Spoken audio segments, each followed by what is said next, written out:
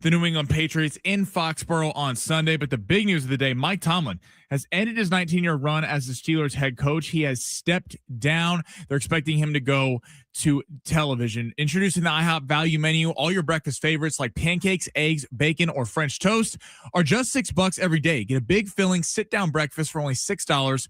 Go to your happy plates with the $6 IHOP value menu, available every day at IHOP. I'm Ben Fletcher. That's Sammy Long. Not like other guys. Sound off like you got a pair. The Texans make a statement in the Steel City. It's over in Pittsburgh.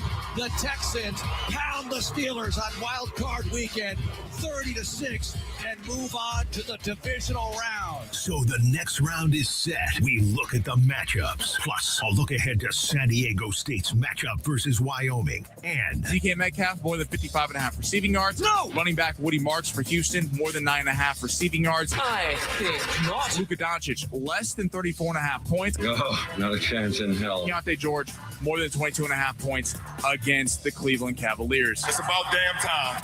now we head into the studios of San Diego Sports 760 to get into the Fletch Zone. And let's get it going on a Tuesday. What's going on, everybody? Ben Fletcher, Sammy Long with you till 2 o'clock today. John Schaefer is going to take over then. You love it when the NFL does this to you, but you have something planned out. You have something ready to go. Talking about last night's Steelers-Texans game, and then 20 minutes before we get on the air, announcement time. Mike Tomlin stepping down as the head coach of the Pittsburgh Steelers. Now, it's been 19 years where Mike Tomlin has been at the helm of the Pittsburgh Steelers. For some reason, it's been about 10 years since I've lived in San Diego, and around town, there sure are lots of Steelers bars. And I know we have a lot of Steelers fans in our YouTube chat every day and our text line every single day. So here's what I will say about Mike Tomlin, who steps down as the head coach of the Pittsburgh Steelers. That's the official narrative they're putting out there. If you've been listening to this show, I said a couple times this may be a possibility that if Tomlin is not the Steelers head coach next year, it's going to be because he steps down because he's sick of it. Now, I want you to picture this. Every year for 19 years, you work a job where you're working 85 hours a week. You have a couple months off, sure, but you're working 85 hours a week, working your ass off. And you never have a bad year, not once, not ever. Every single year you are above 500. Most years you're getting your team to the postseason. Hell, one of those years you win a Super Bowl. You win a Super Bowl with Big Ben Roethlisberger, one of the more entertaining Super Bowl games ever. And Mike Tomlin, that's exactly what he's done the last 19 years. Now, also imagine this. In year number 19, when your team is in the postseason once again, there are chants throughout your home stadium beforehand, before the playoffs even get here, before the story of the season was written, to get you fired. Over 19 years that Mike Tomlin gave to the Pittsburgh Steelers, most of which were amazing seasons, most of which he ended up in the postseason, which is where every NFL team is trying to get to. Not one time did he have a season where that loss column was bigger than that win column. And in year 19, you're getting booed and you're getting a chance to get fired in your own home stadium. I understand the decision Tomlin made. I'm assuming CBS, Fox, NBC, one of these companies wrote out a check over $100 million for Mike Tomlin to come for the next 5 years and be one of their broadcasters. I'm assuming there's 8 positions right now in the NFL, all of whom would love to bring Mike Tomlin in to be their head coach. Mike Tomlin will not be out of a job for long. I think this was a pretty easy decision for Mike Tomlin, if I'm being completely honest. And congratulations on a hell of a career with the Pittsburgh Steelers, coach. That was a well-earned time off, and I hope he does take a year. I don't blame the fans, though. Sammy, I can't say I wouldn't be able to do 85 hours a week for 19 years and then get booed on my final season when all I've done is win as a career for Mike Tomlin. But I don't blame the fans for feeling that way as well. I mean, if you are a fan of the Pittsburgh Steelers, your last playoff win was 2016 against the Kansas City Chiefs. I mean, that was the last time, and I'm not taking a shot at Mike Tomlin. Mike Tomlin's an exceptional head coach, and I've always been on the pro keep Mike Tomlin train. And again, he wasn't fired. He stepped down. He decided to leave. But I also don't blame the fans of the Pittsburgh Steelers, by the way, an organization that's used to winning. Like they've had 3 coaches their entire franchise. And it's just like, I understand it's in the NFL, you either want to win the Super Bowl or you want to bottom out and be the worst and get a big time draft pick. The worst thing to do is what Pittsburgh did every year. the worst kind of quarterback to have is your Kirk Cousins. Your guys that get you to the playoffs, or they barely miss the playoffs, but you're never really in contention to win a Super Bowl. And that's what Mike Tomlin did. And it's a testament to how great of a head coach Mike Tomlin is, that he could take Mason Rudolph and Kenny Pickett and these guys to the postseason, have them in the postseason conversation of 42-year-old Aaron Rodgers with no receiving weapons outside of DK Metcalf. So it's not a shot at Mike Tomlin, but the defense is kind of older. Jalen Ramsey, Darius Slay, TJ Watt, you got Cam Hayward, all these guys. Like, it's time for a full reboot, Aaron Rodgers. And I understand that it's probably in the best interest of both parties for them to move on from Mike Tomlin. And I don't blame Pittsburgh fans for going, we expect more from a franchise of this magnitude than just getting the playoffs and getting, I mean, the offense was putrid last night. They were in the game. The final score was 30-6. The game was close in the fourth quarter. It was just the offense was so bad. You can't keep selling the team, the fan base on that. Our buddy Jamar on YouTube already chiming in. He's a Steelers fan. He says, as they say, sometimes a change is necessary. And that's right. And that's kind of why we thought earlier this season that if it was going to be a situation where Mike Tomlin was not the Steelers head coach, it would probably be his decision. And it sounds like that's what it was. I imagine he's not going to be out of work very long. It's either TV or it's another head coaching job. Somehow there's 9 of them this offseason, with maybe another one coming. But 9 head coaching availabilities in the NFL right now, and some pretty good options as the hiring class is becoming available. But yeah, that game last night, man, if we could talk about this, the first 4 games of the wild card slate were incredible football games and had to get you hyped up and ready to go for this postseason. And it's almost as if the NFL gods knew what was coming in the last 2, because they scheduled them as the last 2. But I had big expectations for that Patriots-Chargers game. Chargers, by the way, who officially fired their offensive line coach and their offensive coordinator today. I had big expectations for last night's Steelers-Texans game, thinking that maybe Aaron Rodgers had a little bit of magic left in that arm, and we got nothing from either of those 2 games. Now, last night, Sammy said it. The final score, 30-6, is that right? Was a little lengthier than I think the entire game was. The Steelers had opportunities, and the offense did absolutely nothing. And then by the end of the game, it was like the defense for the Steelers had kind of given up. They're like, all right, well, we're not winning this thing. Woody Marks, go ahead. You could score this 13-yard rushing touchdown. But it was a putrid football game for the first round of the postseason. But now I'm thinking, if you're the Houston Texans, kind of got a nice little draw in round 2. You might be able to go the rest of the way. If CJ Stroud can get his act together. That defense, man, I don't know. That defense, it's unreal. But Neil Hunter was amazing again last night. The rest of the way out, like, the teams are going to score points. The defense is exceptional, but Denver has just as good of a defense of them. Josh Allen's going to find ways, if they match up with him, to score on that defense. Yeah, I think New England's probably the most favorable draw in round 2. Now, I don't know where I'm at in that game. Nico Collins concussion, that's a big deal. Nico Collins can't go. I know Christian Kirk had a really big game, but if he had a really big game because they were focusing so much on Nico Collins. It was a weird game. They definitely had a fortunate draw because the Pittsburgh offense with Arthur Smith, I mean, that was awful. There was no game plan. I get some of it is it's a bad matchup. Aaron Rodgers is a statue. You have 2 of the best pass rushers in the NFL coming after you. DK Metcalf is really the only receiving threat. He had that big drop in the second quarter that really kind of halted momentum.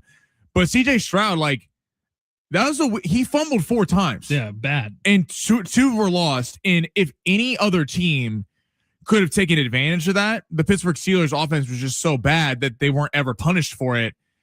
Like, there's some pressure on CJ Stroud going into next week, because CJ Stroud, kudos to him for getting that win. But again, the defense is not going to be able to shut teams down to 6 points the rest of the way out. CJ Stroud has to step up and be a big time quarterback. We'll see if he can. I don't know. The last night was not very inspiring from a CJ Stroud perspective.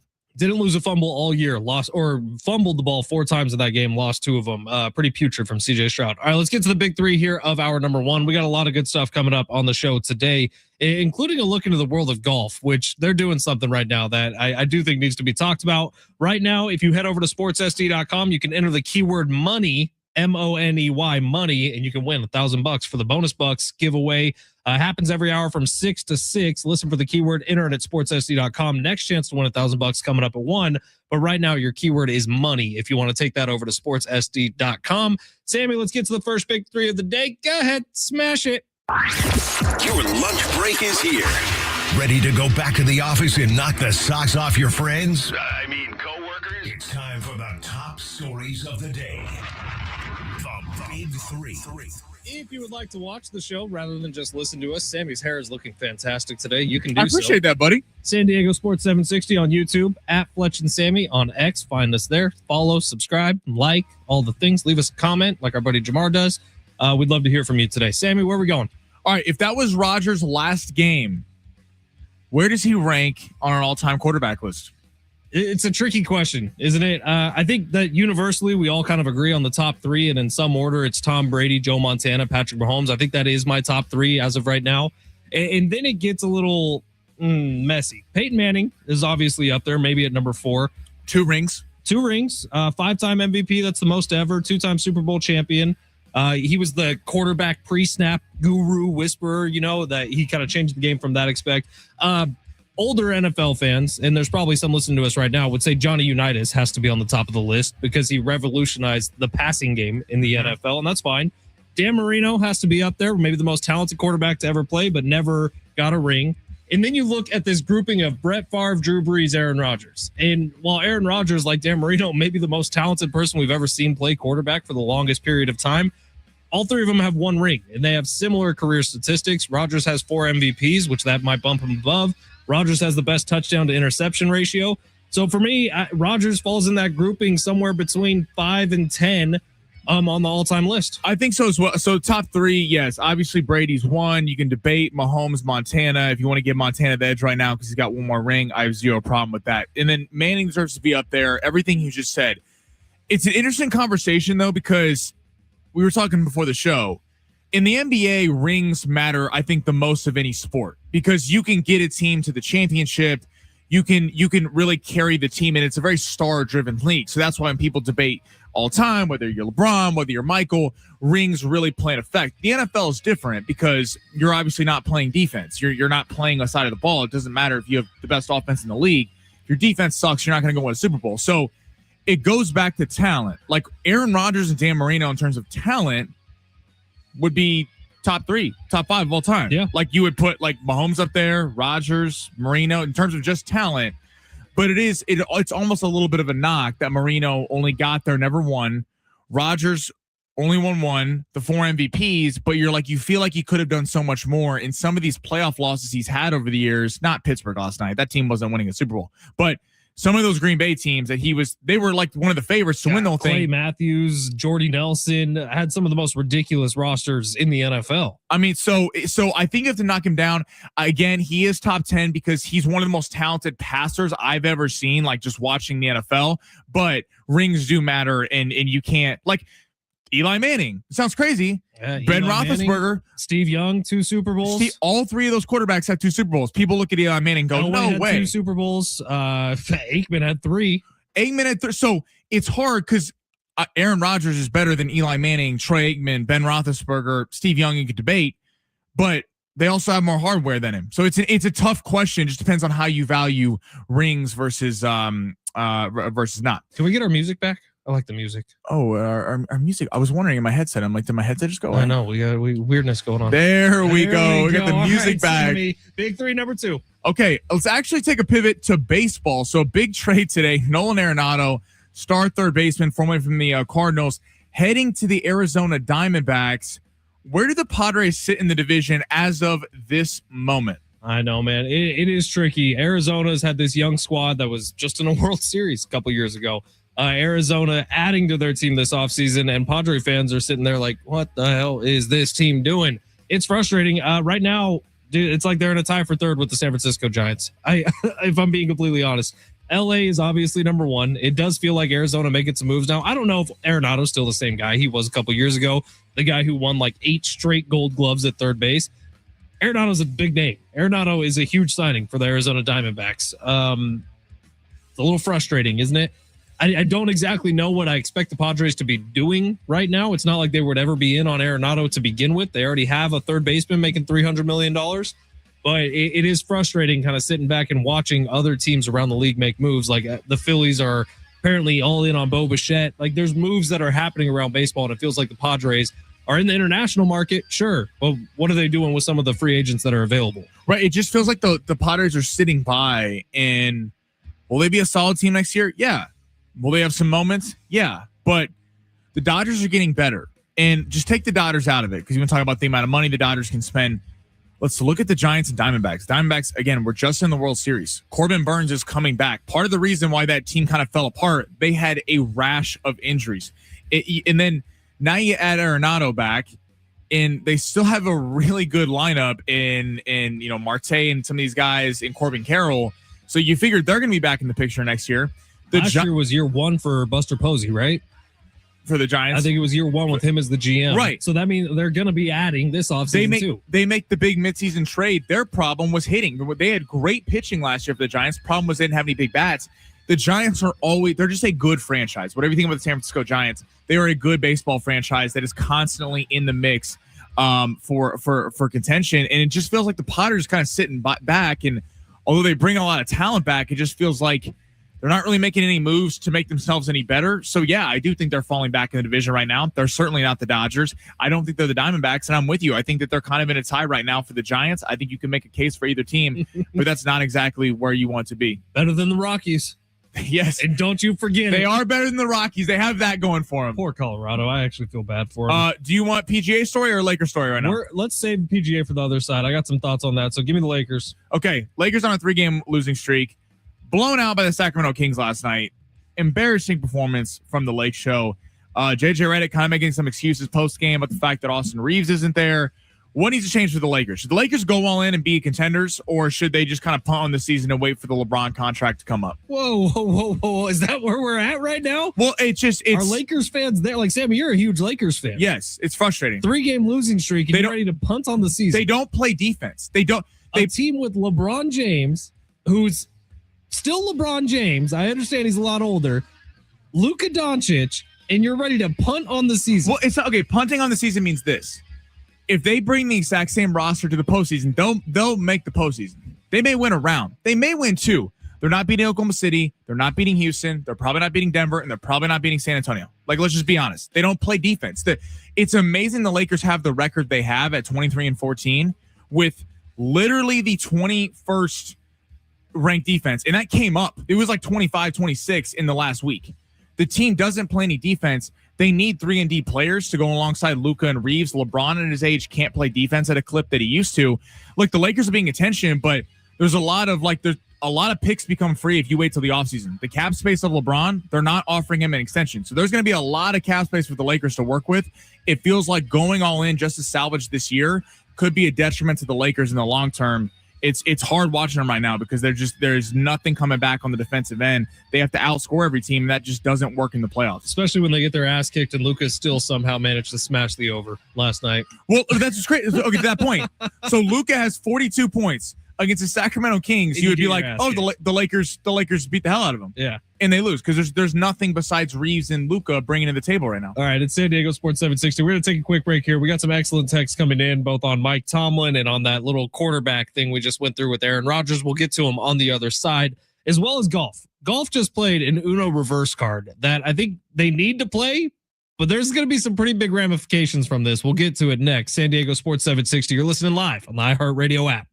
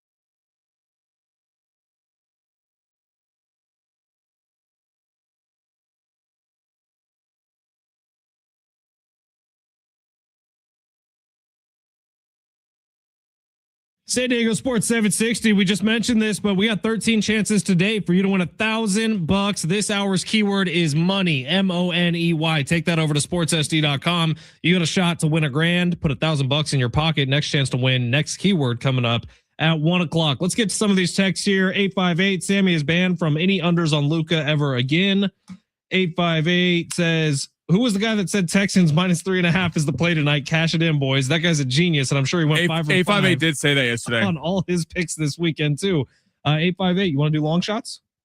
First off, you don't get to be giving away my long shots when you can't even hit a 2-legger over the weekend. Not saying today, maybe in the near future. 858. We would do a listener long shots maybe on Friday at 1:45. Yeah, because I will collaborate with a listener. You don't get the right to do that when you can't again even hit a 2-legger over the weekend. Well, it sounds like you're being really hurtful right now, Sammy. No, I'm being hurtful to you. 858 can definitely come in because 858 knows what he's doing. I'm saying you.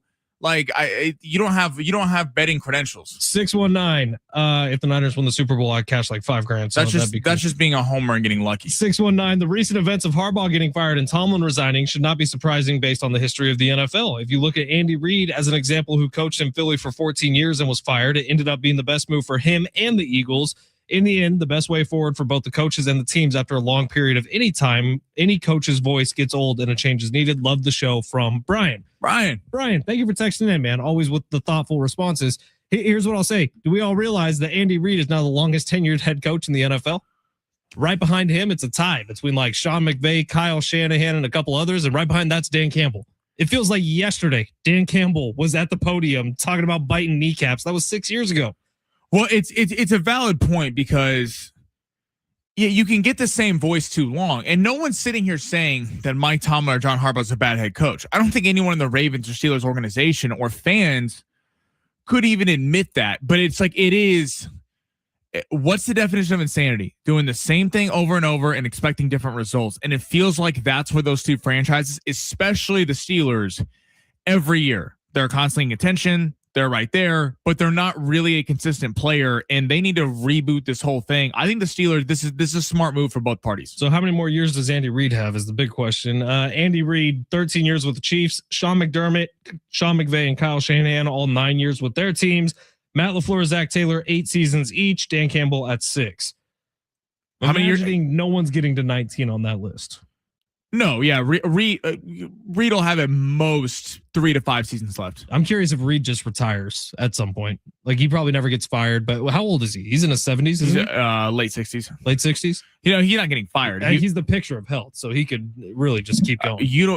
You need to be respectful to Coach Reid. I'm not going to get into body shaming, but that's ironic coming from someone. Okay. From who, Sammy? Can't imagine who you're talking about. Nothing. Right. Let's be more respectful. Okay. I can do like 5 push-ups right now, bro. Let's talk about golf for a real quick second. We actually, tomorrow on the show, we're going to have Marty Gorsuch, who is the director of the Farmers Insurance Open out of Torrey Pines, which is right around the corner. That's exciting. That's coming up. Oh, it's huge. I love when golf season starts. They do the big West Coast swing the same weekend as the Super Bowl. We get TPC Scottsdale. It's a fun time of year in the golf world, and it's going to be more fun this year. And so we'll lay this out.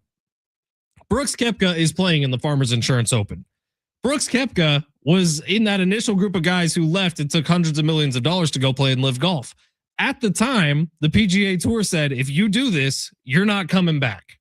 That was made very clear. They was built on the fact that the PGA Tour is where you make your legacy. The PGA Tour is where all the lifetime achievements from guys like Tiger go. If you want any chance of breaking that, you need to stay on the PGA Tour. And if you go take the Saudi money, you're not coming back to the PGA Tour. Well, just a few years later, after there's been this rift between the PGA Tour and between Live Golf, and now there's been some sort of consolidation at the top where I do believe Live Golf actually owns a portion of the PGA Tour now.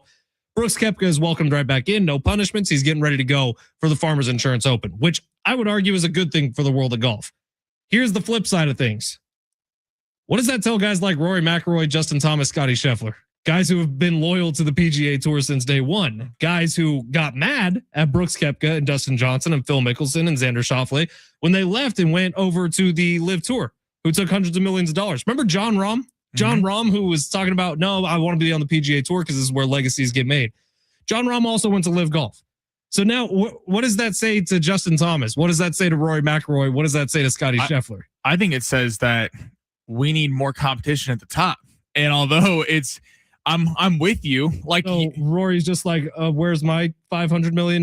Right. Well, he was actually probably offered more. He's probably offered 8. Those guys definitely got screwed. I mean, Scheffler was winning all the time, so him to a lesser extent. Yeah, but he didn't make $800 million.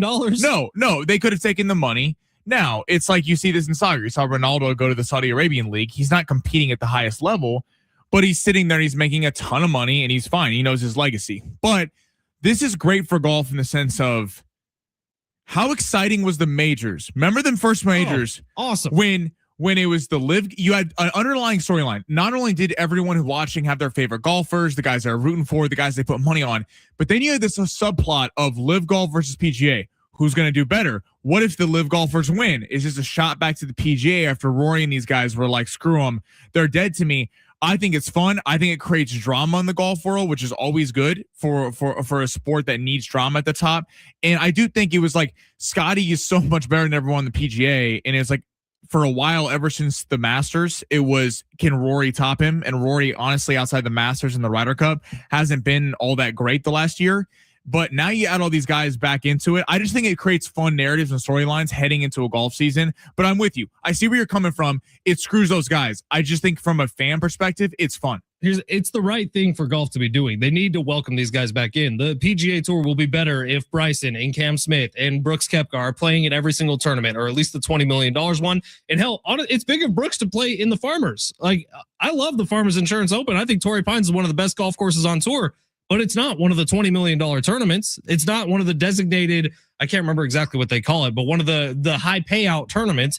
It's not. It's a regular tournament on the card. And you know what, Brooks Koepka, good for you for playing in this tournament. And it's going to draw more attention to San Diego, which is a good thing. And it's good for the PGA Tour to welcome them back in. But it's also like throwing a brick of C4 into the middle of all interpersonal golf relationships, which also may end up being a good thing. It's a bad thing if Scotty and Rory and JT say, screw you, I'm not playing in this league anymore. Well, that would be horrible. Because everything you told us over the last 4 years was a bold-faced lie. I don't think that's going to happen. I think it's going to go the other way. I think it's going to be these guys going to be like, oh yeah, you think that you need them from a sales perspective and creating more competition in the top 10?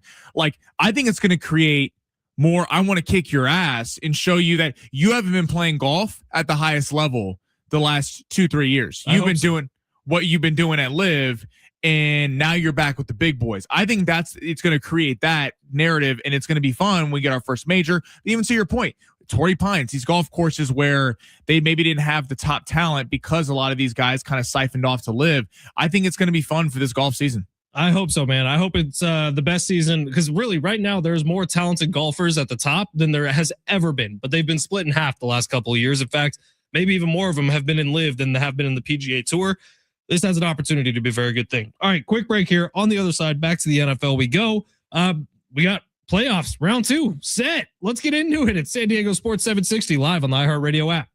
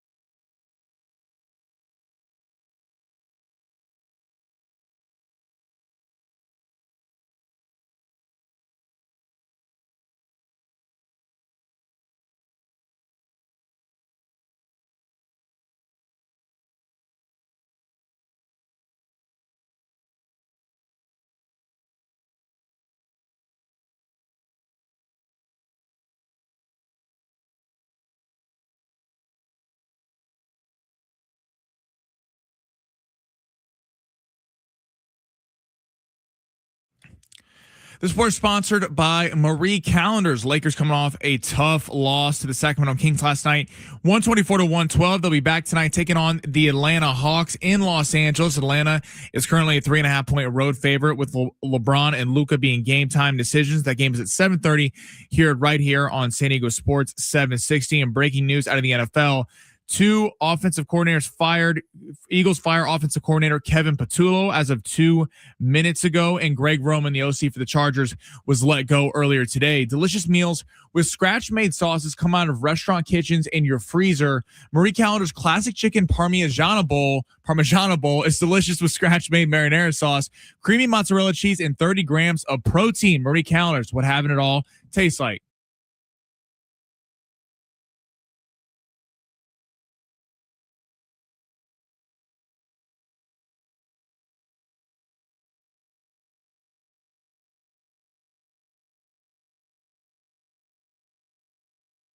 San Diego Sports 760. Ben Fletcher, Sammy Long with you till 2 o'clock today. J-Riff going to be jumping in. John Schaefer is on the move over to Wyoming to get ready for that Aztecs Wyoming game coming up tomorrow night, 4 o'clock. John's going to have the tip just after 5 right here on your home for the Aztecs, San Diego Sports 760. We got Lakers tonight. Is that right, Sammy? Yes, taking on the Atlanta Hawks at 7:30 right here on San Diego Sports 760. How about that? 858 number texting into the show saying the AFC North just needs to swap all coaches. Ravens get Stefanski, Steelers get Harbaugh, Browns get Tomlin.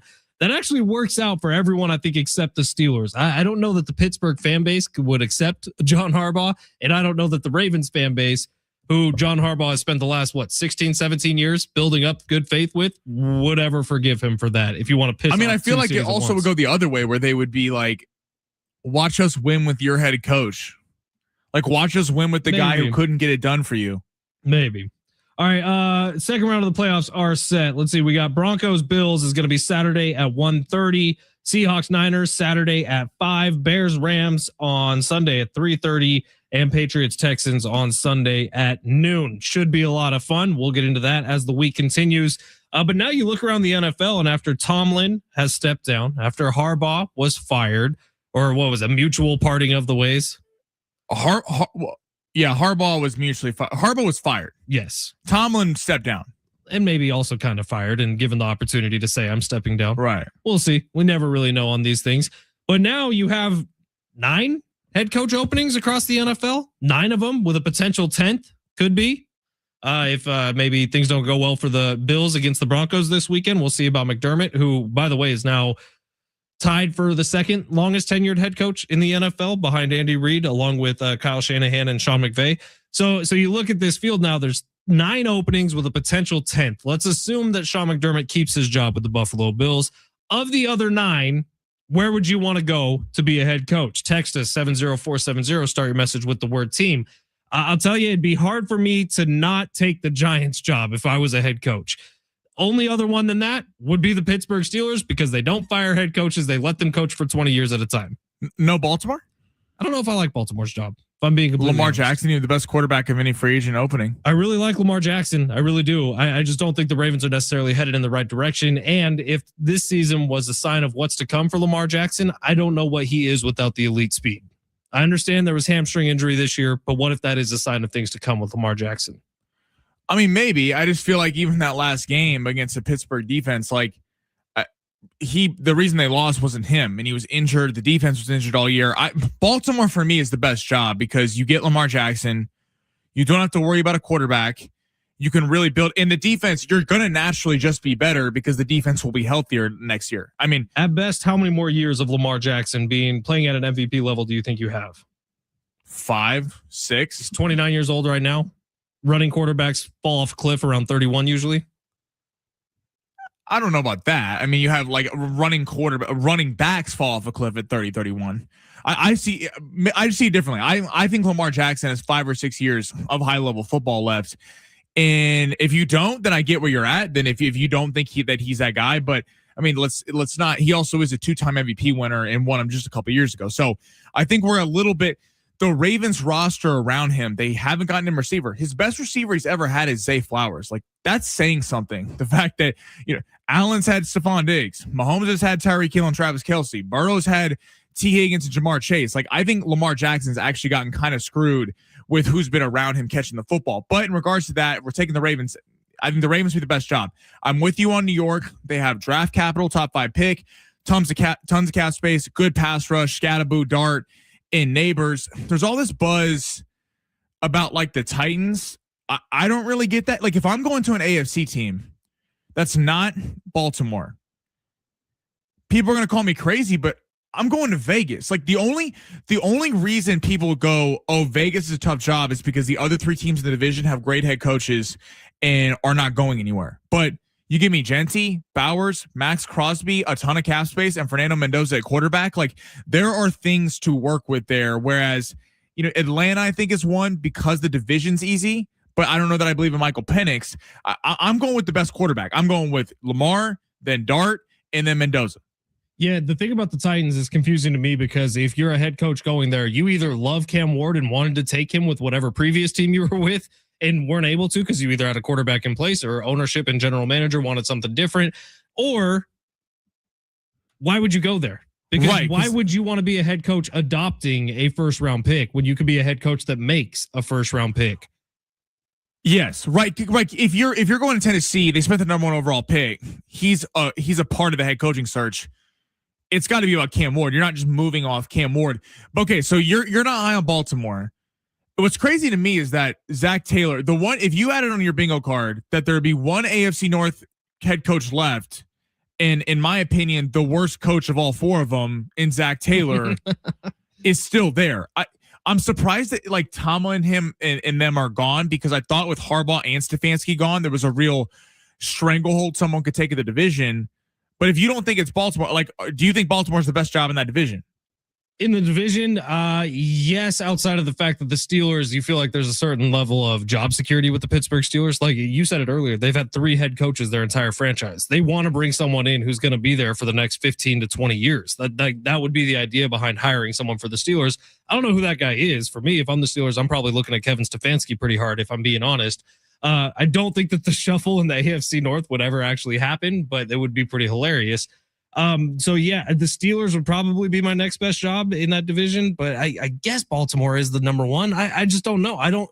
This year, the injuries obviously have the huge asterisks on the Baltimore season this year. But outside of this year, if you just look at Lamar Jackson's play, that would be the main reason you want the Baltimore job, right? And can we all completely honestly look at each other and think Lamar Jackson is going to still be at an MVP level in 2 years? I mean, I think he will. Like I don't put this season on Lamar Jackson. I know the wide receiver argument's a thing with Lamar Jackson too, but all those other quarterbacks, they also make wide receivers better. Is there an argument to be made that maybe Zay Flowers and Rashad Bateman weren't as good because of their quarterback? I guess we never saw it with Rashad Bateman. Rashad Bateman was supposed to be this guy that people fell in love with at the combine. In Zay, it didn't work out. Marquise Brown. Mahomes didn't make it work with Marquise Brown. Marquise Brown was bad for the Chiefs the last 2 years. He was injured, and then I just feel like Lamar Jackson has probably actually had the least around him of any of the big 4 quarterbacks. And I get it. If you feel that way, if you think Lamar Jackson's about to fall off a cliff, then yeah, I wouldn't take the Baltimore job. I don't see that with him. I think this season was a weird. The entire defense was hurt. Lamar was hurt, but then you're also asking the Ravens offense to really carry the team because the defense was down. The Steelers are interesting because in that division, the Steelers are interesting in that it's a whole rebuild. So to your point about job security, if the Steelers are literally going for the next head coach going, okay, you're going to have like a 5-year runway. We want to suck next year. Right. Then you look at Pittsburgh, good ownership, good franchise, constantly attention. It's tough taking over after Mike Tomlin. I'm not going to lie. Guys won multiple Super Bowls. But if you're there and you're willing to move off some, because it's going to get worse before it gets better. They're going to move off some. I would not be surprised if you're seeing Cam Hayward gone. If you're seeing TJ Watt dealt, Highsmith, some of the longtime pillars of the franchise that have been there, you're moving off for draft picks. If they give you that leeway, then Pittsburgh's a good job. But if they don't, and you're just kind of going to be, public enemy number 1 for doing that, I don't know that I go to Pittsburgh. Our guy Frank the Tank on YouTube saying, wow, end of an era for Steelers. Tomlin is a great head coach. Interesting to see what the Steelers do next. What do you guys think about the Texans-Patriots matchup? Man, that's going to be a fun one, isn't it? Drake May against the NFL's best defense. And after last night, I am confident in saying that the Texans have the best defense in the NFL. It's been a while since we've seen the Broncos, albeit, so maybe it's recency bias.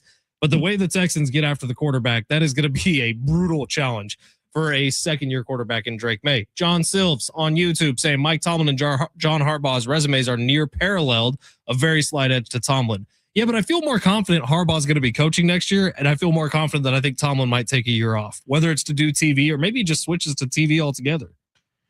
It's hard because it's like I see what you're saying, Jay Silves. Harbaugh, though, again, has had a quarterback the last 10 years. Or 8 years. So would you put Tomlin slightly above him because he's been getting to the playoffs every year without one? So I guess to that end, yeah, you're right. You put Tomlin above him.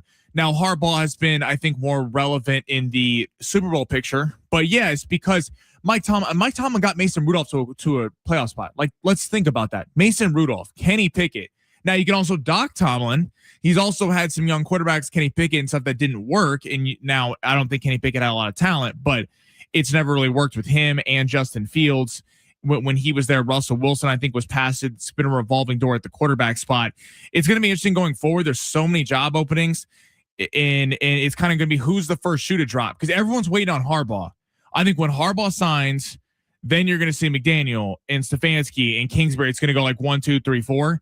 But the problem is everyone's waiting to see if they can get the big fish in Harbaugh, or somehow Mike Tomlin decides he's still going to coach before you wrap yourself into a former coordinator who's now going to be your head coach. Yeah, interesting to see what all these teams do. Man, I like that New York job. I really do. All right, we're going to take a quick break here. Long shots on the other side. See if we can get some money in our pockets by the end of the night. It's San Diego Sports 760. You're listening live on the iHeartRadio app.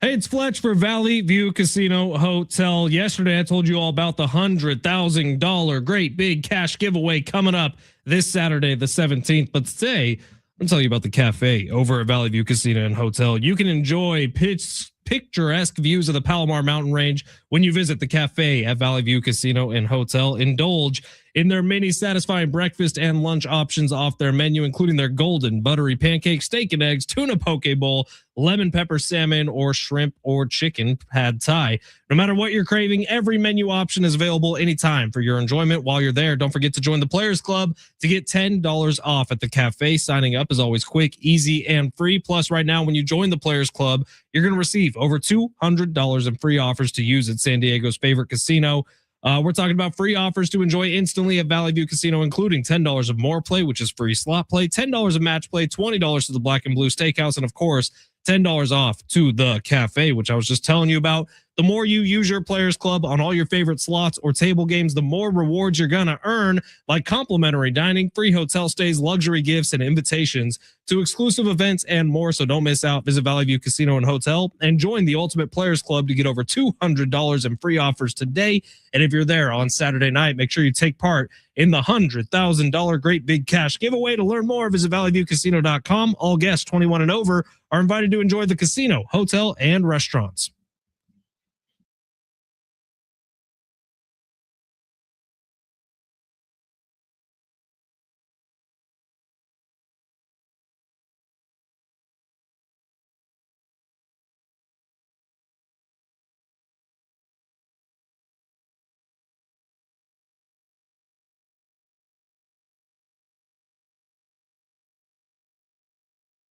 This Thursday, 6 o'clock, it's the first Brian Dutcher Coaches Show of the season. John Schaefer is going to sit down with the Aztecs head coach about the first half of the season and more. Brian Dutcher Coaches Show right here on your home for the Aztecs, San Diego Sports 760. This just got announced a little earlier today. By the way, go check out John Schaefer's Instagram account. On his Instagram story right now, there is a montage highlight reel the Aztec season so far with a bunch of John's calls laid over the top. It is one of the cooler videos you'll see. It has the BJ Davis double overtime buzzer beater to send it to triple overtime against Boise State. Has a lot of the iconic calls from this season already. So go check that out on John's Instagram account. It'll be there for you. Now, last night, I know we don't live in the past, but had a nice little 1 for 4 on long shots. Usually when there's a miss that bad, the next day is very, very good. So Sammy Long, let's not delay it anymore. Please go ahead, smash it. You looking for some luck? Want to win big? Gotta play big. You are so money, you don't even know it. Time to take a chance Say that me and his man. with long shots. All right, Sammy. Yes, the DK Metcalf literally had our over in his hands. He had like a 25-yard first half catch. Yeah, and then he dropped the one. You know what? I'm not gonna get into. I'm not gonna get mad. I was watching a bar with all my friends who are Steeler fans. Very frustrated for different reasons, but very frustrated. All right, association parlay tonight. There's actually some fun NBA matchups going on tonight. So the rematch between Oklahoma City and San Antonio. Now, Oklahoma City gone through a little bit of a slump here recently. A slump for OKC. Like they're still playing good basketball. They went 6-6 over 12 games, but not quite the dominant Oklahoma City, though, is just destroying everyone the first 2 months of the season. And San Antonio has had their number. San Antonio has beat them multiple times this year. I believe 3 out of the 4 times, or 3 times. They match up tonight in Oklahoma City. I think Oklahoma City's going to whoop their ass. I think they've been hearing about how San Antonio is their biggest threat. They can't beat Wemby, all these guard play. And I get, on paper, it's a bad matchup for Oklahoma City because they're the one team that can actually match them guard for guard. You got De'Aaron Fox, who's a great offensive player, Stephon Castle, Devin Vassell, number 2 overall pick, and Dylan Harper. I think Shai Gilgeous-Alexander has a massive night tonight. We're going to go more than 37.5 points and assists. Points and assists for Shai. I think he gets the 3 ball more involved in this one because Wemby is such a presence down low. Shai's going to try to get to the foul line early in this one. Get after Wemby, put him on the bench. I got a hunch Shai's going to have a really big game tonight because they've been hearing about San Antonio is all that much better than them. All right, that game's 37.5 points plus assists. Points plus assists, more than 37.5. All right, Derek Queen, Pelicans versus Denver. Derek Queen, he's been a fan-friendly long shots entry this year. If all our college basketball fans, he hit the game winner from Maryland last year, I believe in the round of 32 or round of 6 in the Sweet 16. I can't remember, but he really kind of came on the scene with that. the Pelicans traded up with the Chicago Bulls in the first round, late in the first round, to secure his services. Him and Jeremiah Fears have been building something down there in New Orleans. New Orleans does not have a good record. They're not a very good basketball team, but they got a lot of young talent with Fears and Derek Queen along with Zion. This team could be a team to watch in years in the future. But playing Denver tonight, obviously tough situation in the altitude, but Derek Queen with no Jokic, Denver doesn't have a lot of front court depth. Denver has been relying on Jamal Murray and Christian Brown and Peyton Watson, a lot of the guards to really kind of carry the team through the no Jokic games. Derek Queen, more than 12.5 points tonight. I think he has a big one in the altitude in Denver. All right, Steph Curry, more than 28.5 points against the Portland Trailblazers. Portland's got a lot of nice young guards, but this kind of goes back to the Warriors got to steady the ship.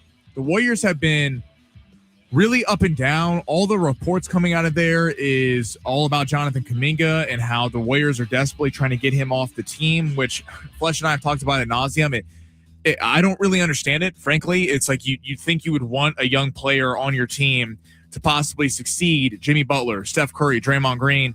They have one, Jonathan Kuminga, who really stepped up when Steph Curry was out of the playoffs last year. But him and Steve Kerr do not get along. Sounds like he'll be getting dealt at the deadline. But in terms of this game tonight against the Portland guards, more than 28.5 points. Steph Curry, they're coming off a tough loss to Atlanta. Atlanta, by the way, who's taking on the Lakers tonight. Really good team, playing really good basketball recently after the Trae Young deal. I think Steph Curry has a big one. Lost a heartbreaker against Atlanta, more than 28.5. I got one more pick. Going to my Lakers against Atlanta. I think Luka and LeBron are going to play tonight. Vegas is telling you the Lakers started as a 1.5 point favorite in this game opening, even after the Sacramento Kings blunder last night. LeBron has not played many back-to-backs at all this year, and Luka hurt his groin a little bit last night. They're both game-time decisions. Vegas is telling you because the line went from Lakers favored by 1.5 to Atlanta favored by 3.5 in Los Angeles. That would not be the line if they were all healthy. So Jake LaRavia, despite only having 2 points last night, I think LaRavia has a big night. Someone's going to have to get these touches. Rui Hachimura is coming back from injury, but he still is on a minutes restriction, so that opens up a lot of opportunity for LaRavia. The Lakers could be getting blown out in this one, but LaRavia will get plenty of opportunity to go over 13.5 points. I like him more than 13.5. So to recap, Shai Gilgeous-Alexander against San Antonio, more than 37.5 points and assists. Derek Queen, center for the New Orleans Pelicans rookie, more than 12.5 against Denver. Jake LaRavia, more than 13.5 with the Lake Show take on Atlanta. And Steph Curry, more than 28.5 against the Portland Trailblazers. I like it, Worry. Speaking of Steph Curry, at the end of December, he broke one of Michael Jordan's record, most 40-point games after turning 35. And at the time I saw it, I was like, how the hell does LeBron James not have this record? He played his entire 30s. And then I looked a little bit more into it. LeBron's not even top 5. James Harden has more than LeBron. Damian Lillard has more than LeBron. Obviously, Steph and MJ both have more than LeBron. Kobe Bryant has more than LeBron. I guess it makes some sense, though, because on some of those teams, LeBron was more pass first than just a premier scorer. But a lot of those guys didn't play the entirety of their 30s. You know what I'm talking about? Like Steph Curry's 37 right now. LeBron played and was healthy for the majority of his 30s. It just got one of those basketball stats that blows your mind a little bit. But yeah, it's wild. But Steph Curry, 45 career games. It's insane what Curry's still doing, and he's not getting really much help from anyone else on the team. He just dropped 48 the other night. I mean, it's crazy. Like, it is kind of a shame if you're a Warrior fan or you're just a Steph fan to see him kind of he's probably got 2 or 3 years left of like high level basketball. And it's kind of a shame seeing him wasting it on Golden State. Yeah. 37 years old now. Who knows? This may be the last year for Curry. Who knows? The way he's playing, I think he keeps going, but yeah, we'll see. I'm curious what the next Olympic team for basketball looks like. That's it. So like LeBron, Durant, and Curry will not be there. Right. You think Halliburton, Anthony Edwards, Tyrese Maxey, Jason Tatum. The problem is, who are the bigs? It'll be the first time in a generation our Olympic team looks wildly different. Like the guards will be good, but is Cooper Flagg literally going to be playing power forward? He might be. All right, quick break here. Hour number 2 is coming up next. We'll get into some more of this NFL playoff and reaction with 2 of the best head coaches the last 20 years fired or let go or stepped down over the last 2 days. Let's talk about it on the other side. It's San Diego Sports 760 live on the iHeartRadio app.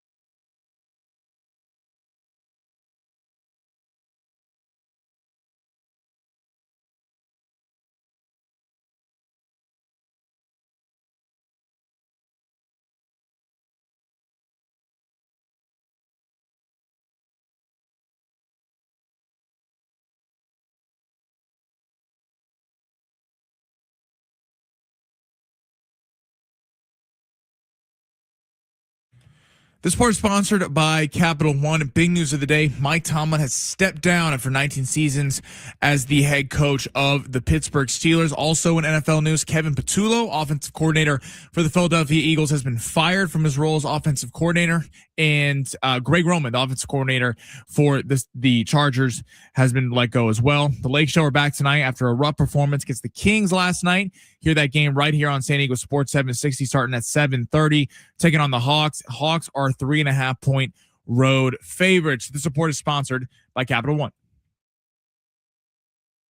Welcome to the Fletch Zone. I'm Ben Fletcher. That's Sammy Long. Not like other guys. Sound off like you got a pair. The Texans make a statement in the Steel City. It's over in Pittsburgh. The Texans pound the Steelers on Wild Card Weekend, 30-6, and move on to the divisional round. So the next round is set. We look at the matchups. Plus, a look ahead to San Diego State's matchup versus Wyoming. And DK Metcalf, more than 55.5 receiving yards. No! Running back Woody Marks for Houston, more than 9.5 receiving yards. I think not. Luka Doncic, less than 34.5 points. Oh, not a chance in hell. Deontay George, more than 22.5 points against the Cleveland Cavaliers. It's about damn time. now we head into the studios of San Diego Sports 760 to get into the Fletch Zone. Number 2 here on San Diego Sports 760. Ben Fletcher, Sammy Long with you till 2 o'clock. Riff, Jonathan Rifkin going to be taking over then. John Schaefer traveling out to Wyoming for the San Diego State Wyoming Cowboys game coming up tomorrow night at 5 o'clock. Pre-game coverage will get going at 4 right here on San Diego Sports 760. Later on tonight, if you're driving around, you want to hear some Lakers basketball, we got it for you here on San Diego Sports 760. All right, by the way, this weekend, Rams, Bears, game you'll hear here on San Diego Sports 760. How about that? We got the play-by-play covered early on in hour number 2. Now, we talked a lot about Mike Tomlin in the last hour and the fact that Mike Tomlin stepped down. We had some good conversation about the NFL head coaching openings. One thing we really just brushed over in hour number 1 was, is this or isn't this Aaron Rodgers' final NFL game of his career last night with the Pittsburgh Steelers? Now, I had the sound turned up for the majority of that game, and I don't know if anybody else was catching on to this. I heard Troy Aikman probably 5 or 6 times during the game yesterday say this could be Aaron Rodgers' last game. And I was talking with Rich Ornberger about this earlier today.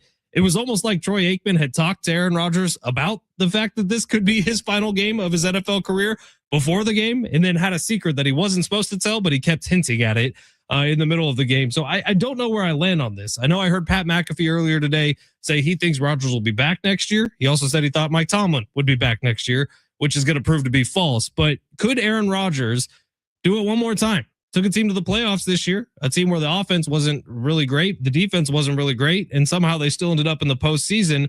But could Aaron Rodgers be back for one more year with the Pittsburgh Steelers? I don't know. Where are you at on this, Sammy? Well, I certainly think not with the Pittsburgh Steelers. I think after Tomlin's out, like that was, I could have seen them maybe if in the quarterback class. Again, what's the criticism of Mike Tomlin is that it's not even Mike Tomlin's fault, but they win enough games where they're not really in a position to be drafting a high-level quarterback. So maybe you look around and you're like, all right, Aaron Rodgers is the only option we have. It's not like Rodgers played bad this year. I put a lot of it on the offensive coordinator, Arthur Smith, as well as some of the other, like the lack of receiving weapons beyond DK Metcalf. But I think like this team's going to go through a rebuild. The defense is old. Cam Hayward and Jalen Ramsey, Darius Sledd. There's a lot of guys on this defense that are veterans that I think you're gonna retool. So I don't think Rodgers would be a part of that. Now I could see Rodgers. I heard the team floated out there was Minnesota, but I don't really get that either. So you're basically saying that McCarthy's done. I don't think that Minnesota. Now it'd be fun at times because I think, well, who knows with Addison? He got arrested again last night. Isn't that exactly what Favre did? Yeah, I mean, like Justin Jefferson, Addison, if Addison's there, in Hawkinson would be a pretty dynamic passing attack. But I don't see the Vikings as real legit Super Bowl contenders. So, yeah, I think Rodgers probably done. Like I think that's probably it. There's a lot of quarterbacks I would take over his services. Wait, I have that right? Favre went from the Packers to the Jets to the Vikings. Yeah. Could Aaron Rodgers go from the Packers to the Jets to the Steelers to the Vikings? Maybe. That would be kind of where hilarious. Every quarterback's career goes to die. Oh man! And then wait, no. Didn't he go to the Lovin. Jets? Didn't he go to the Jets after Minnesota? I thought he retired with the Vikings. Maybe. Someone correct me on the text line if I'm wrong. I'm pretty sure Favre retired with the Vikings, but I could be wrong on that. But how funny would that be if in like 5 years Jordan Love is the quarterback of the New York Jets, Right? And then he goes to stop somewhere, and then he ends up with the Vikings. Would you have Rodgers back somewhere? Oh, see, it'd be tricky. So it'd have to be a team. It would almost have to be a team like the Las Vegas Raiders, where he could come in for a year, where it would make sense for him, and then they draft a quarterback this year. And then if it's Mendoza has to be okay with sitting. The team has to be okay with sitting. But Mendoza. you wouldn't draft Mendoza to sit. You would think it would be old school thinking, but I mean, if Jordan Love was in this year's draft, you would expect Jordan Love to start right away too. I just don't think that's the different teams have different strategies. Yes. I personally would abide by the strategy of draft a guy, sit a guy for a couple years, like the Chiefs did with Patrick Mahomes, and then see how it works after that. So Rodgers would have to be a bridge quarterback somewhere. The Vikings doesn't not make sense. Well, I mean, if you took a Ty Simpson from Alabama, like he's the third best quarterback in the draft, and he's not ready to play, I could see where you're at. Like Mendoza, the Raiders need excitement. Mendoza is a surefire, like ready to play now. That's why he's the number 1 overall pick. I don't think that would really work out. Plus, would Rodgers even want to do that? Like Rodgers never wanted to mentor Jordan Love, never wanted to do any of that. I just don't see. If he's positive he's retiring a year after, I think you would have to understand it. Now, I don't know that the Raiders are exactly in playoff contention right now, even if you add Rodgers to the team. Right. I think you'd rather start the Mendoza era in Vegas. But how about the Cardinals? How about a team who's going to be looking for a quarterback for a year? Now, I think obviously Aaron Rodgers is going to take 6 months to delay this and then let us know right before the season starts next year. 858 said it. He's kind of kidding, but Rodgers to KC if Mahomes is out for a little bit. But I don't see Rodgers doing a whole offseason to play 4 games and then get benched. Could you imagine Aaron Rodgers starting the season as a Chief next year? That'd be funny. Yeah, it would be hilarious if it was a Vikings thing, though. I know, like, my father-in-law is a diehard Packers fan, and he hated the fact that Brett Favre spent any time at all with the Minnesota Vikings. I would imagine he would hate the fact if Aaron Rodgers, the next best quarterback in franchise history, ended up going and playing and finishing with the Minnesota Vikings. Would be hilarious. All right, let's get to the big 3 here of hour number 2. I'm hoping there's a 49er story on there, Sammy, because there's a pretty big one bubbling on the big 3 of hour number 2. Hint, hint. San Diego Sports 760. Sammy, smash. Your lunch break is here. Ready to go back to the office and knock the socks off your friends? I mean, coworkers? It's time for the top stories of the day. The Big 3. Yes, Fletch's boy wonder, Fred Warner, is possibly coming back next week. Posted on his IG a clip of him working out. The San Francisco 49ers have opened the practice window for him. He will not be making his debut Saturday against the Seahawks, but could potentially come back for the NFC Championship game. Fletch, how are you feeling about this? Does this change? Well, you already keep saying they're going to the Super Bowl, despite you said they were going to lose to Philly, but you have your Super Bowl tickets. Super Bowl. So where are you at with this? Like how much? Obviously helps the team, but like where are you at with the rash of injuries? Like you got Fred Warner coming back, Kittle's not there. What are your realistic chances that they get to next week? Man, it is tough to beat a divisional opponent back-to-back times. I don't know how often it has happened in NFL history where you have a situation like this. Like the Bears-Packers thing was weird because they played each other 3 times in literally 6 weeks. This would be back-to-back games where the Seahawks faced off with the 49ers. And let's be very clear. It's not like the Seahawks offense looked that great against the 49ers the last time these two teams played each other. I feel better about this game going in than I felt about the Eagles game going in, which may end up being just an absolute nail in my own coffin. The Fred Warner thing is huge. Now, Kendricks and was it Wallow? Is that his last name? Garrett something, the other guy playing linebacker for the Niners last week. Guys who were not on the teams over the last month and a half played amazing. So there's a little bit of, can Fred Warner be as good as them if he comes back? Now, if he's healthy and ready to go, you want that competitive spirit. You want that captain leadership out there on the field, and he absolutely makes a difference. But let's see how this week goes and then get to it. Have you seen the other story bubbling out of San Francisco that some scientist has figured out that it's the electromagnetic field of the power plant that's right next to the Niners practice facility that is causing tendons to wear down in athletes faster with the San Francisco 49ers? Is that real? And there's a 50-page document on it right now. That they're trying to get the Niners to move their practice facility because it shows over time the 49ers have been the most injured franchise in the NFL over the last handful of years, and it is correlated with the move to Santa Clara, or their practice facility right next to this power plant. Wow. It's what are the Niners heady doing stuff. having it right next there?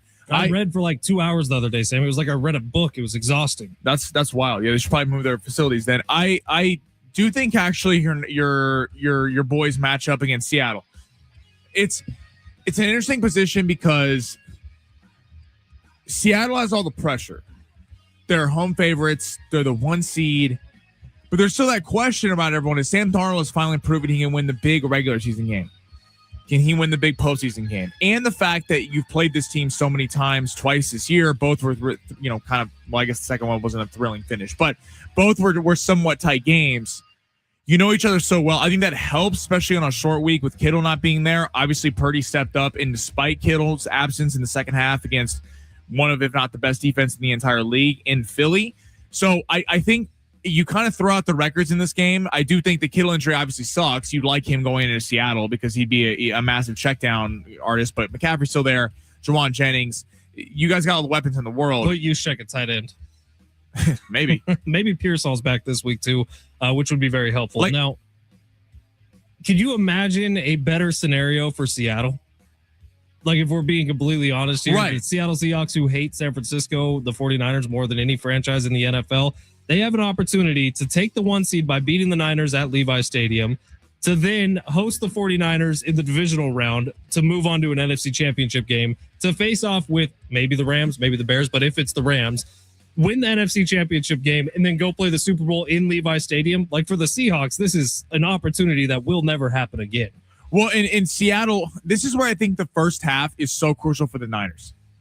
If the Niners get a lead and put doubt in the minds of Seattle, because they're going to be tight. Like, they are again, can Darnold win the big game? I think he can, but can he win the big game in the biggest moment?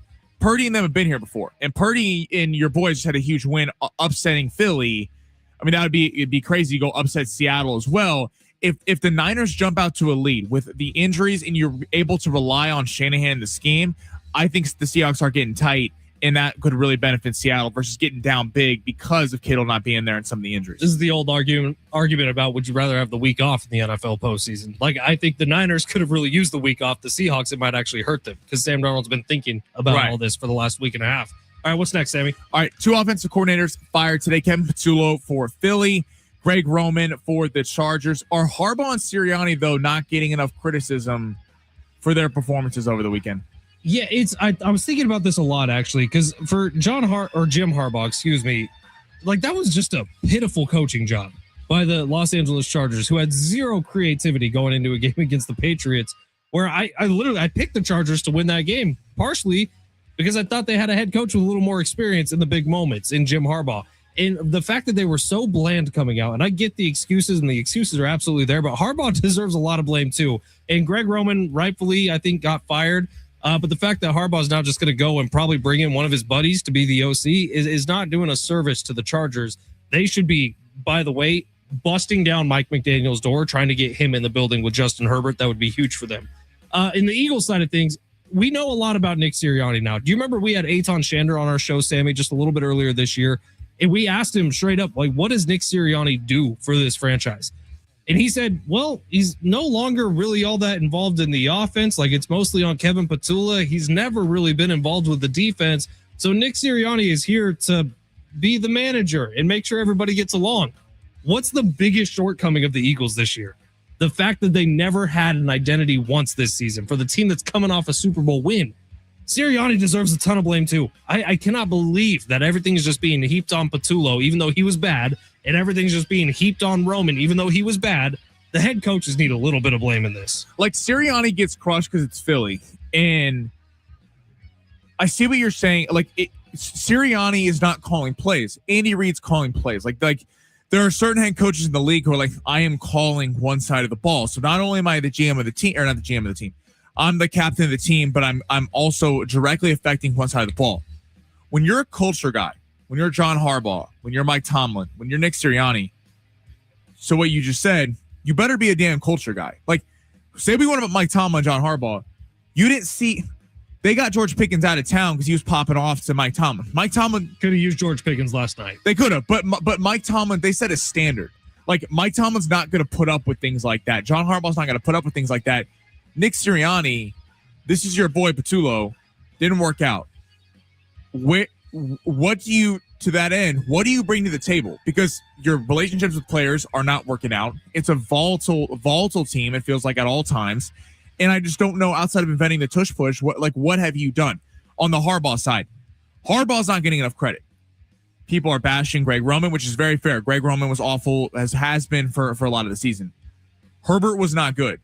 But everyone just teeing off on Herbert. Herbert sucks. He's 0-3. This is what we've been saying. Where is John Harbaugh on this? Jim Harbaugh. Jim Harbaugh was the savior. In 2 playoff games the last 2 years, they have a combined 15 points. You knew going into the game the offensive line was dreadful. This was not a situation where a quarter into the game, 3 offensive line starters go down, and it's like you're scrambling and they don't know what to do because the entire game plan is shot. You drafted Amari Hampton to have a dual threat running back out of North Carolina. Where were the quick hitters? Where was Keenan Allen, the possession receiver over the middle? I know Herbert missed some throws, but Harbaugh evading all of this, and it feels like people are still on the, well, it's not Harbaugh's fault. Harbaugh deserves some blame because that game plan was pretty awful, and had Jesse Minter and that defense not kept them in the game, that might have been a 30-3 game. Yeah, I mean, the credit to Harbaugh would go to the defense and what they've built there on that side of the football. And look, I don't think anybody thought that Jim Harbaugh and the Chargers should win a Super Bowl this year, especially after the offensive line injuries. But what is Harbaugh known for? Defense and run game. Was there any run game whatsoever down the stretch of the season for the Los Angeles Chargers?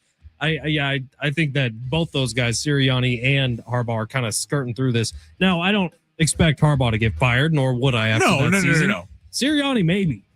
Like, you just win a Super Bowl, sure. That builds you a little good grace. But then to have that pitiful of a season, okay. 2 of the last 3 years have ended very, very similarly for the Eagles. Does everything have to be perfect for them to be? That was the third question. There's 9 openings. Is there another head coach that gets fired? The only one that could possibly make sense is McDermott, and I don't see it personally because the Bills, they just lost another wide receiver. Tyrell Shavers confirmed and Gabe Davis. And Gabe Davis. Like, I don't.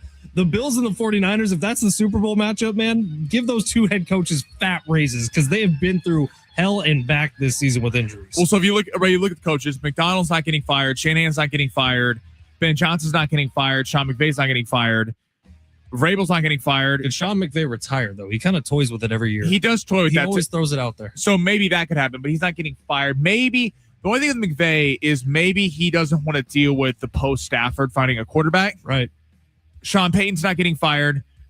McDermott is there. McDermott, I think, is safe now because of all the head coach openings, and you don't want to deal with the pool unless I think they can get John Harbaugh, and I think that would be an upgrade. DeMeco Ryans is interesting. I don't think he's getting fired because, again, do you want to fight with everyone for head coaches? He is a good head coach. The defensive side of the ball, which is what he's known for, has been great.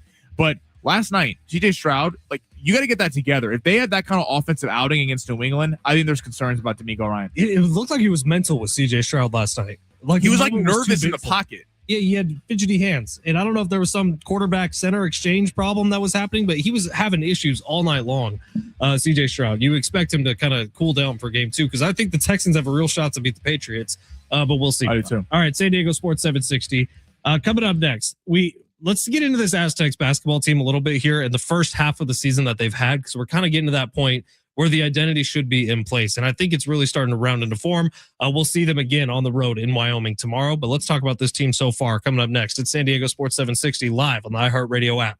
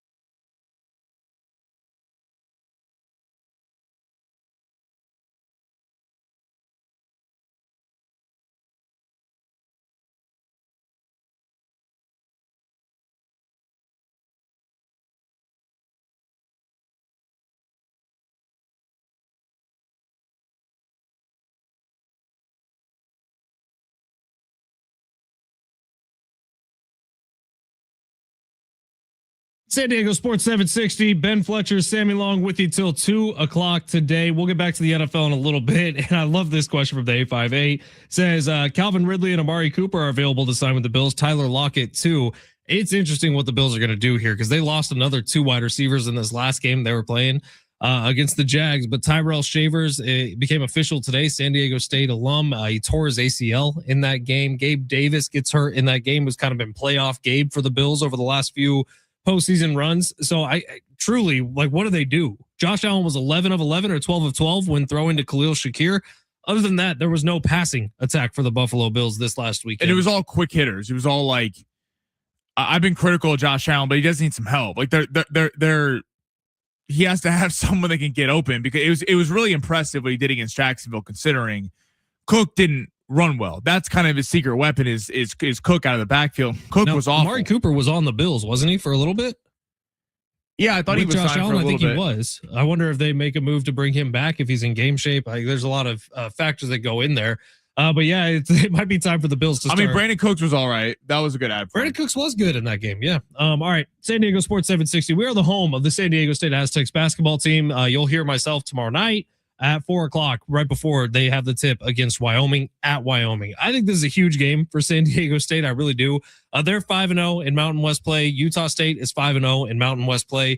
Some nerd analytics website did the most likely to win the Mountain West based on offensive and defensive efficiencies, blah, blah, blah, blah, blah. Utah State ended up having like an 84% chance to win the Mountain West when both teams have an identical record in conference play. I don't know if I agree with that. I think this Aztecs team has as good a shot as anybody to win the Mountain West regular season and conference tournament. But I do think we're starting to get a little more clarity on what this team actually is. And at the beginning of the season, I said it multiple times, and I still think it's correct. This is one of the most talented and deep rosters Brian Dutcher has ever had. That's almost ended up being an issue at times for the San Diego State team. And I don't know if I buy into the fact that Dutch hasn't figured out rotations, all the different talking points that were kind of negative about the Aztecs early on. But you do buy into the fact that there's so many mouths to feed on this team that it's hard for one guy to get into any sort of rhythm. Well, as the season's sort of continuing, we're starting to see guys get into a little bit of a rhythm. And for the first time this entire season against Fresno State, I saw something that I'm like, oh, that's the key for the Aztecs. Anyone else notice Magoon Guath is moving a little bit differently? Yeah, he was way better Saturday night. He's moving differently. He's moving with a little more confidence. All of a sudden, he's running a little freer. It seems like he's playing without thinking about that knee. And for the first time this year, I'm like, oh, that's the key piece for San Diego State. And we probably knew that coming into this year. And this is probably our fault for having such high expectations for him coming off that injury right away. Because, yeah, when you bust open your knee and have to have surgery on it, and then come back 4 games into a season and try to find your rhythm midway with guys who you hadn't played with before, it's got to be pretty challenging. And then to play with a brace on your leg and to immediately just expect us to get into game shape right away, it took a while, but all of a sudden, and what was the game last year, Sammy, where Magoon Guath became Magoon Guath? Fresno State on the road. He had 25 points. That was his breakout performance. This year, Fresno State at home. Magoon Guath has a huge game. I'm telling you, it feels like things are starting to turn, and we're going to see some more consistent play from the Aztecs. Well, and right, he just come back from injury. I believe the Troy game was his first game. I believe it was he had 20 points and played 28 minutes when he was expected to play 15. Right, and because the game went to OT, and then all of a sudden the next week you're playing, some of the best front courts in the country in Baylor and Michigan. So it wasn't there wasn't really a ramp up schedule in terms of just playing for Magoon Guath. Yeah, I think the rotations. It's the one criticism, and I think it's fair, is that it's a good problem to have. You have 11 dudes that you think that should earn minutes. You'd much rather have that than I think last year where you're trying to find guys on the bench like, hey, they can really provide some good minutes. I think the problem, but I think Dutch and the staff starting to figure it out, is it's hard when there's 11 guys that there's 11 mouths to feed, like you said. And if one guy's having a little bit of an off night or isn't great right away, it's hard to let them work into the game because they're immediately getting pulled because someone's right behind them that's challenging them, which is a good thing. But you're starting to see the stars kind of become the stars again. Magoon, Miles, Reese Dixon Waters, these guys, while BJ Davis and Elsie Harrington and these guys have really kind of been the catalyst early for where the Aztecs are at. And it's fun in this game against Wyoming. Like, Nevada was a true pick'em game. The Aztecs, we talked about this last week and then on the pregame, is there's a weird mindset when you have someone coming to Viejas and you're supposed to beat them by 20 or more. Not only do you have to win, all the pressure's on you, you need to beat them by a certain amount. When it's a true pick'em game and you're on the road and it kind of feels like your backs are against the wall a little bit and you just kind of get to go play free, there's something freeing about that versus having to win by a certain number. And the Aztecs responded last week against Nevada. I expect them to do it again tomorrow night against Wyoming. Wyoming, tough place to play, man. You're at huge elevation. San Diego State has not played at that high of elevation yet this year. It's always been brutal. Wyoming's good at home once again. It's a good Wyoming team who was good last year. They're better this year. So it's going to be a fun one tomorrow night. John Schaefer is either on his way or just getting to Wyoming, but J-Riff is going to have 2 to 6 later on today. My name is Ben Fletcher. That's Sammy Long. If it's your first time joining us, we appreciate the hell out of you. Let me tell you what, you have a chance to win $1,000 every single hour here on San Diego Sports 760. Every single hour. Just listen for the nationwide keyword, enter it at sportsSD.com. Your next chance to win coming up at 2 o'clock. Take a quick break here. And then on the other side, the least talked about NFL playoff team. They're still in the field. We get to them next. San Diego Sports 760 live on the iHeartRadio app.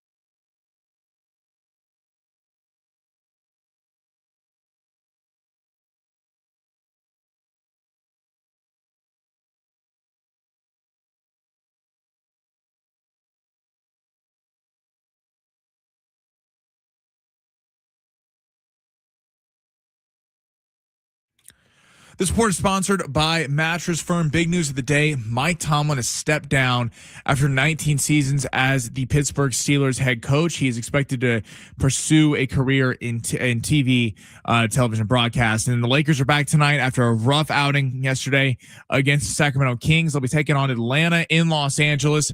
Atlanta is currently a 3.5-point favorite in that one. Game's going at 7:30 right here on San Diego Sports 760. The once-a-year sale and clearance is here. Upgrade today with Mattress Firm's quality selection of top brands. Let their sleep experts find the perfect bed to help transform your nights. They make sleep easy.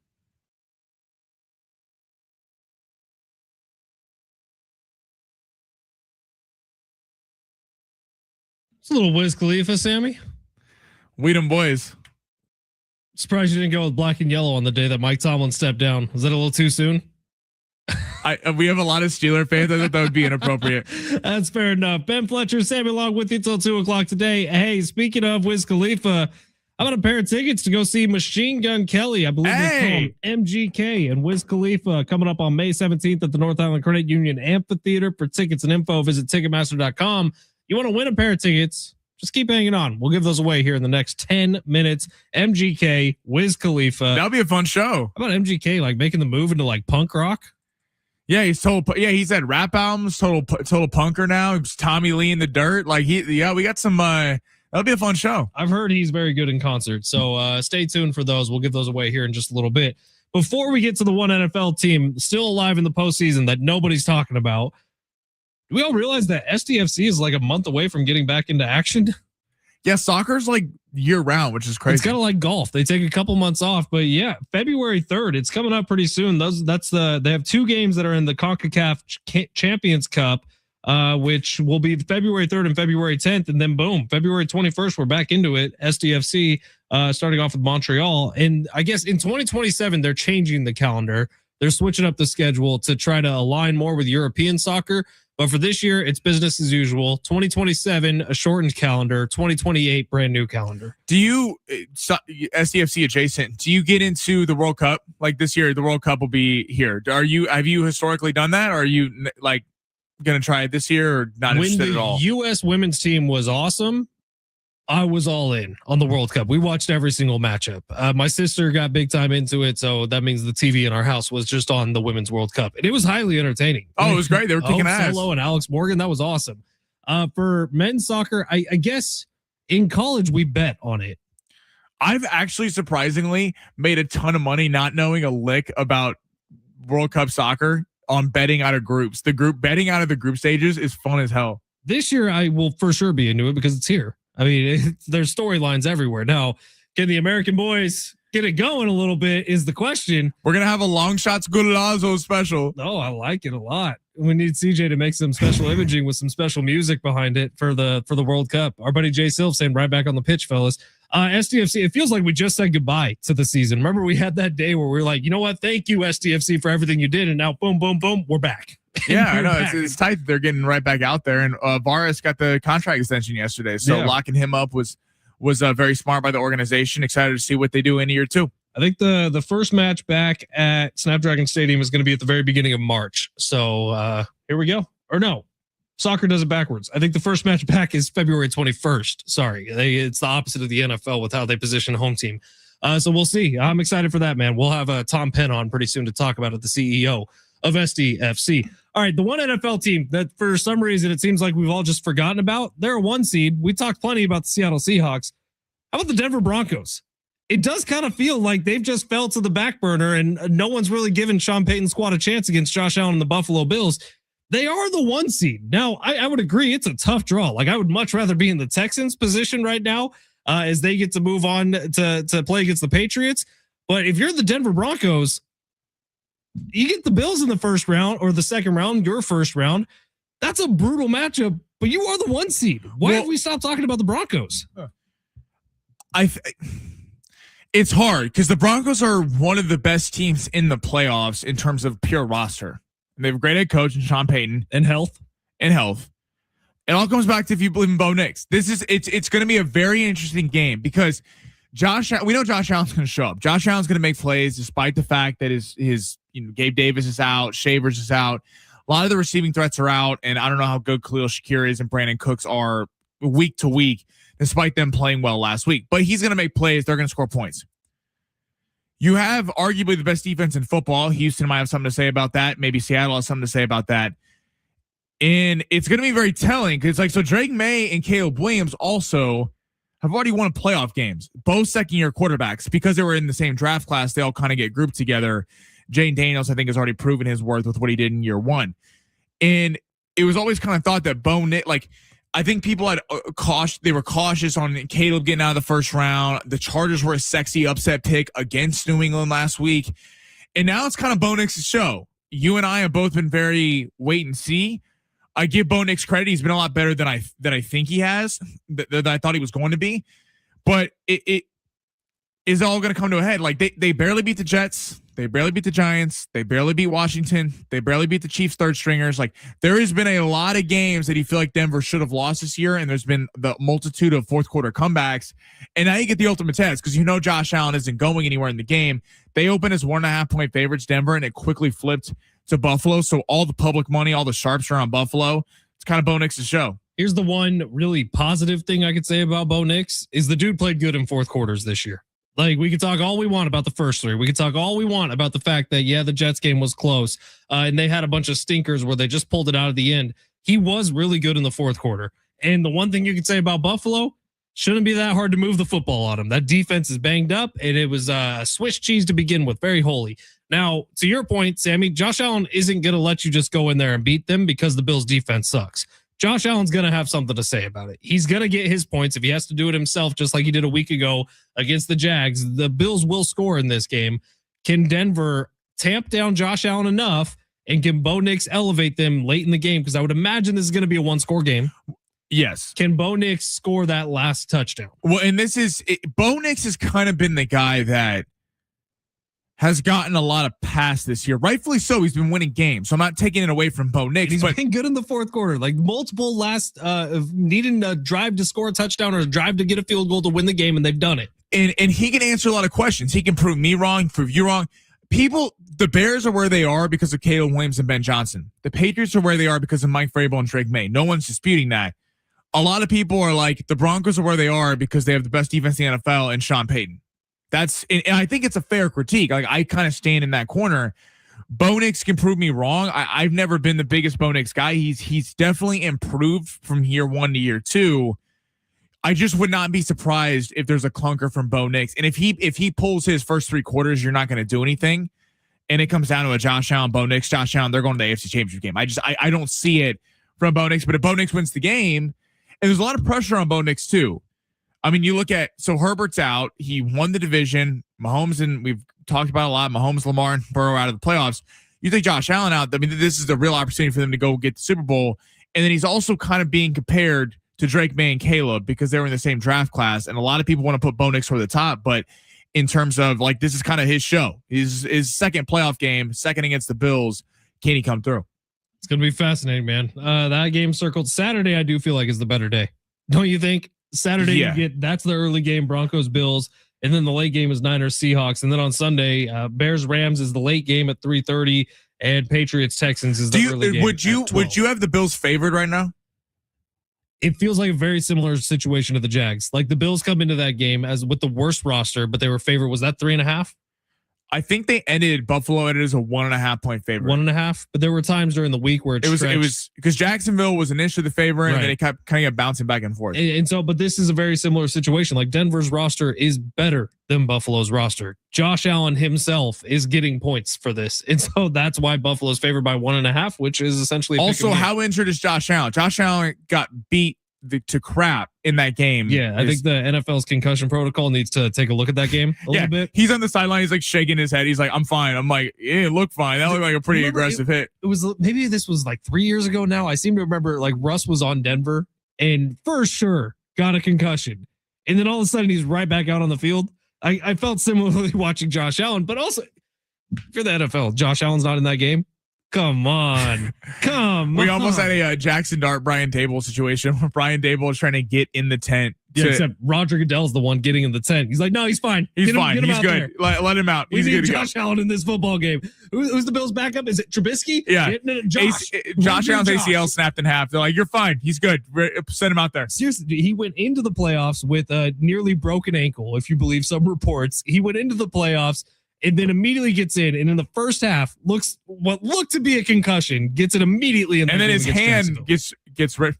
And I kind of believe the foot injury because he didn't run a lot in that game. You thought when Cook wasn't running, the Josh Allen would start taking off, and he really didn't. That wasn't really a part of his game against the Jags. If he wins the Super Bowl this year, dude, I mean, he's going down as one of the all-time greats because he's had to fight through some stuff. All right, we will wrap this thing up. Plus, tell you initial betting lines on the other side at San Diego Sports 760. Oh, wait, Sammy. We almost forgot. MGK, Wiz Khalifa, North Island Credit Union Amphitheater. If you want to win those tickets, Sammy, what caller number? Let's do caller number 13. I like it. Caller number 13. You're going to the show. 877-767-4760. MGK, Wiz Khalifa, North Island Credit Union Amphitheater. If you want to buy tickets, Ticketmaster.com. If you want to win them, call right now. It's San Diego Sports 760 live on the iHeartRadio app.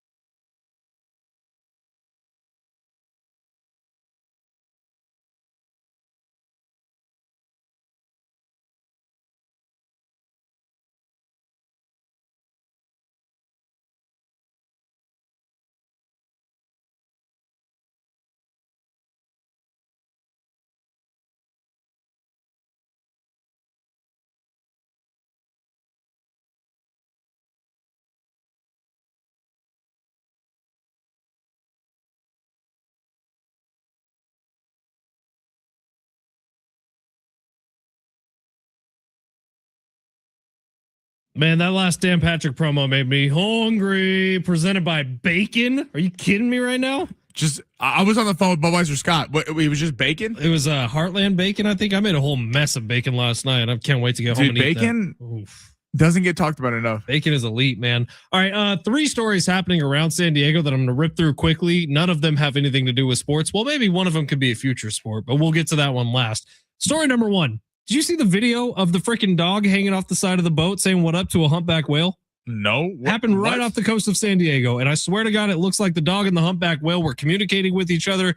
I thought it was AI at first. Turns out to be 100% real. Happened just off the coast of San Diego. One of the coolest videos you'll ever see.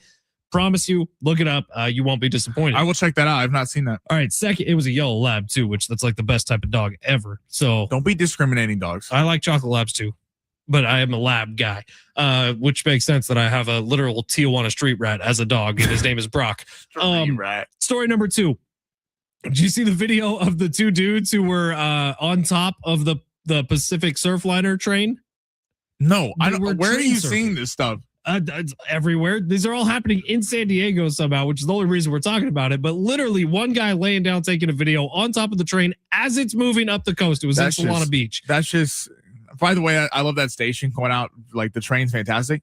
Yeah, that's just unnecessary. One guy running and jumping between cars, the other guy filming. I need to see their video. All we've seen is video from the like when highway. People do stupid stuff like that, and then they're like, "Oh, I'm injured." I'm like, I don't feel bad for you, bro. Like you're asking for that to happen. I think it's kind of badass. Now they both got arrested. They were 18 years old. I'm a little surprised Sammy's at work today, if I'm being honest.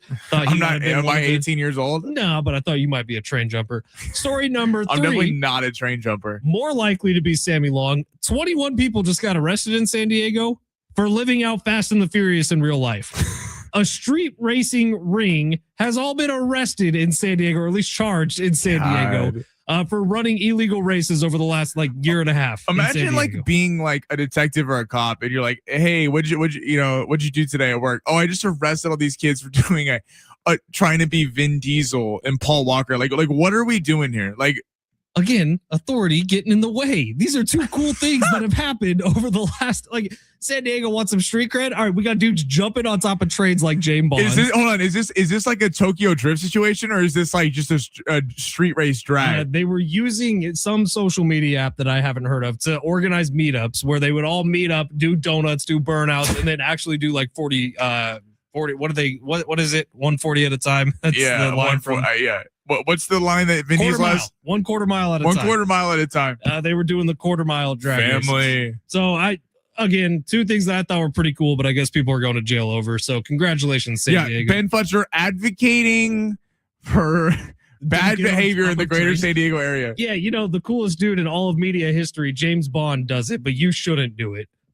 Really, we should be blaming the Bond. Is James Bond in the media? He's more of a movie star. Well, yeah, that's what I mean. Like the media, mass media in large includes movies and TV shows and stuff. And James Bond, the coolest dude ever, is jumping on top of trains, but we're not allowed to do it. I think lame. Who would you? This is a complete sidebar conversation. If you could have one fictional character protecting you, and you Jack Bauer.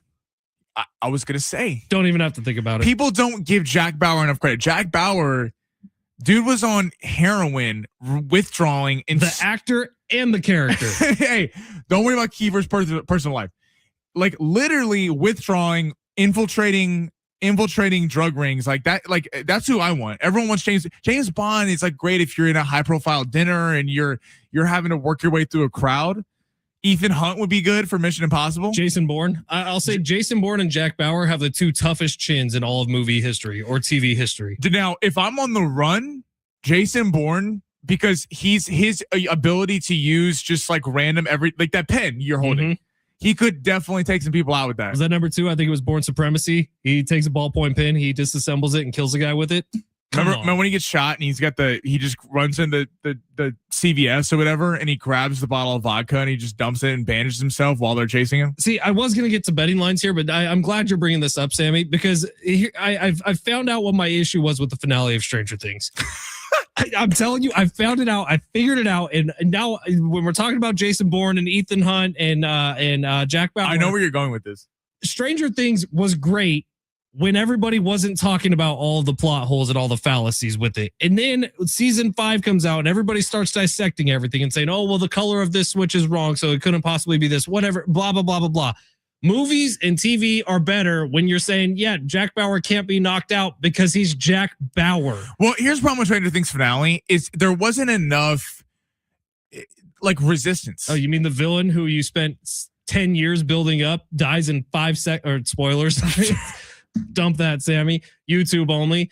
You're exactly right. The climax of the entire thing is done in 5 minutes. That was the problem with Stranger. Yeah, it wasn't the greatest finale. Too many mouths to feed on the show. Too many actors with their agents, their contracts, really bidding for time. It wasn't one of the best. You're welcome, YouTube, for those spoilers. Sammy on the dumb button. Nicely done.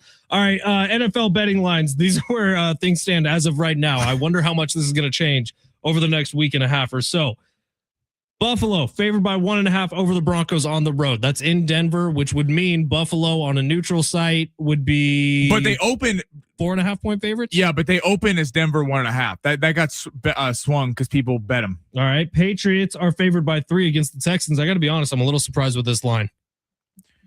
So they're saying it's a pick'em game on a neutral site. They're saying Foxborough's giving you 3. Foxborough's giving you 3. Yeah. Seahawks favored by 7.5 points. I don't think I can get that at all. I thought it was 6 early. 6.5 has been bet up over that. Yeah, I would definitely take 7.5. You're giving me the half also? I would take the Niners, especially with the hook. Absolutely. You know how tough it is to beat a division opponent back-to-back times? That's a little bit of an overreaction. And if we're being complete like Sammy, the hand on the Bible, do you think the Niners offense will look as bad against Seattle this time as they did 2 weeks ago? I think the Niners figure something out against Philly. I think the Niners win this game.